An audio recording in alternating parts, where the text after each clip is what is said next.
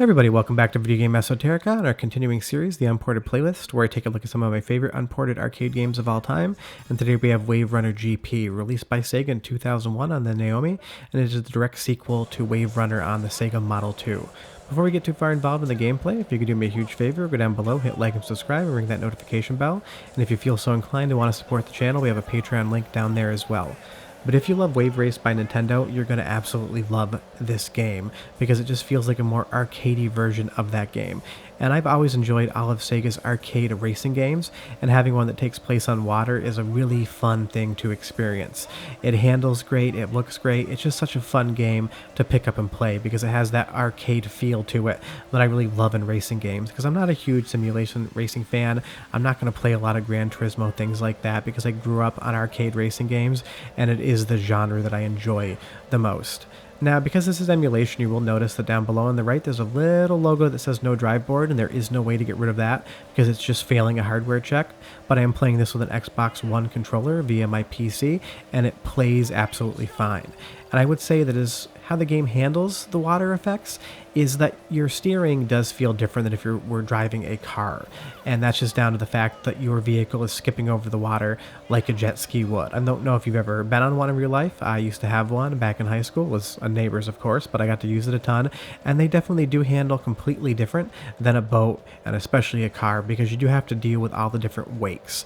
And you'll see at the bottom left there is a speed down meter. If you get stuck in an opponent's wake, that meter is going to go up ever so slightly because you're not able to accelerate when you're jumping over the surface of the water. So it does have that little extra layer of something you have to manage, because you want to make sure that you're going as fast as possible at all times so you can potentially win the race. And like all of Sega's arcade racing games, it is not easy to win. It's not easy to finish all 3 laps before you run out of time, and that's just down to how Sega like to eat your quarters. And I did turn the difficulty of this game down to easy, and I still didn't win a race.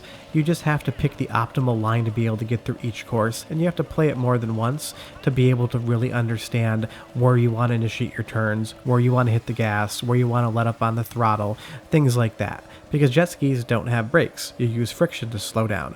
So the game emulates that. So it's not going to be that, oh, I'm going into a corner too fast, let me apply a little bit of brake. It's, oh, I'm going into a corner too fast, I should have let off the throttle before I got to that corner. But I do like all these little visual effects here where you have the dolphins swimming around you and you have these jumps that you hit. You do have to hit them at a pretty precise line though, because you cannot control your vehicle in the air. Like any vehicle, that's just straight physics. So if you take the jump at the wrong direction, you're going to hit the wall and you're going to really slow yourself down and make it so that you really can't win the race. But I love what this game is. It's that arcadey feel that I'm always craving in racing games, and it looks awesome. It just looks like an enhanced Dreamcast game, because the NAOMI was just an enhanced spec Dreamcast.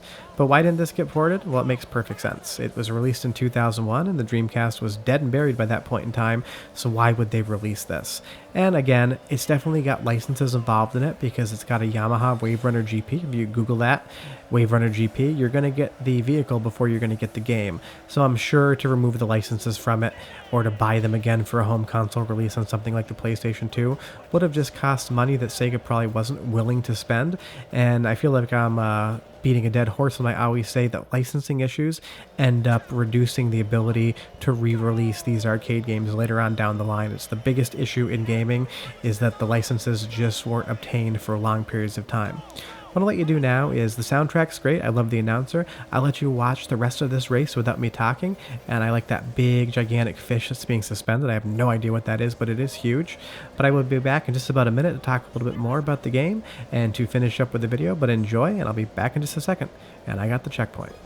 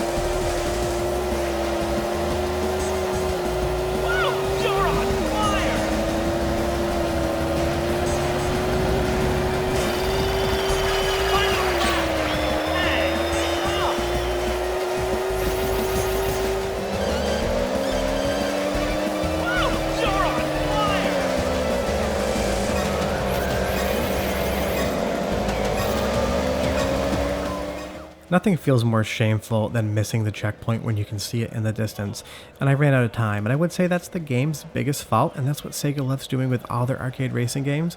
It is so difficult to actually complete a race before you run out of time, even on easy. Now that we're on the third track here, I love the sunset. I like how everything reflects on the water. You can see that bridge in there. The Naomi was a relatively powerful platform. It definitely could hold its own with the PlayStation 2 because it was an enhanced Dreamcast spec, and these games to me still look great because this is what I loved back in 2000, 2001 in 3D graphics. It's when I was, like 16, 17 years old. So this is what I remember being, the height of what consoles and arcade hardware could do. So to me, it still looks great. Definitely doesn't look as good as a modern game, but it looks good enough where you can say that it's aged well. But I doubt you'll ever see another one of these cabinets in an arcade, and that's just down to the fact that, like a lot of Sega arcade racing cabinets, it had a full-size jet ski on the front of it, and these cabinets got beat up, and they took up a lot of floor space on arcade operators' floors. And that's why you don't see a lot of the racing cabinets anymore, but you'll see a ton of Street Fighters, games like that, because these games had complex controls, they were quite large, and they got abused by the arcade-going public. These machines get treated rough and they break all the time, and if the game isn't that popular and it breaks constantly, you're probably going to get rid of it for something else. So if you ever do see this arcade cabinet on the arcade floor, I highly recommend you check it out because you're probably not going to see another one. And it is just another classic Sega racing game, and Sega has so many amazing racing games in their catalog that never got ported. It's just so much fun to be able to play each and every one of them. And I love that you get the Statue of Liberty in the back with those sirens. They've done a great job to make all the courses really animated.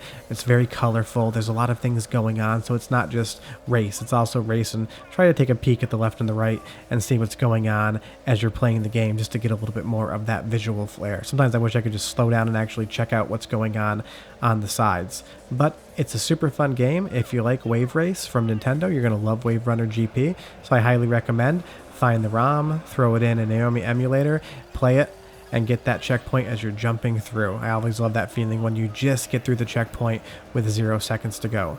But leave a comment or a question down below. Have you ever seen this arcade cabinet? Have you played it? Do you know of one that exists out in the wild? Because a lot of times when I talk about these cabinets and say, you're probably not going to see one again, someone always messages me and says, oh, there's one at my local bowling alley or one at my local laundromat. And it's always fun to hear that these games still exist. And now you see these really fun animations of the people on the side. But short of that, that is the game. We will be back next Sunday with another Unported arcade game because I can keep making these as long as you guys watch them. And we will have episodes on Tuesday and Friday as well. Like I said earlier in the video, if you could do me a huge favor, go down below and hit like and subscribe. Definitely appreciate your guys' support, and it makes me want to keep making these videos for a long time. Hope you're having a great weekend, and we'll see you next time. Bye-bye.